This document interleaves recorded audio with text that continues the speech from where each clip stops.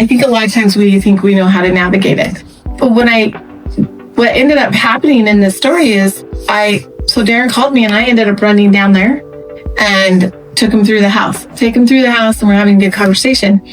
He wants to save money on commissions and he wants all of this stuff. And so we start talking about like how that would look. And I'm like, listen, if you're under a buyer broker, you're gonna have to talk to her about your commissions. That's not up to me.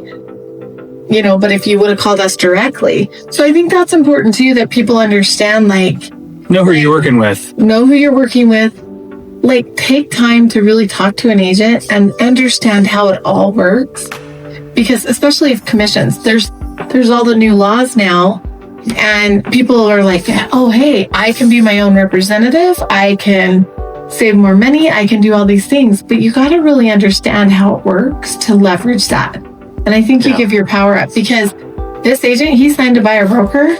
She doesn't have to give him any type of discount. And if my seller decides they don't want to pay whatever she's asking, he's going to have to pay the difference because he signed that brokerage. Yeah, that's got to be laid out and clear, and you have to know where you're getting into when you sign anything, really. Right. And I think too, like, we're in a world now where you can watch things on video. That's why we're doing video, right? That's how people learn. That's what they want. And so what's happening is people are they're thinking, oh, I can do it. I understand it. I know what they're doing.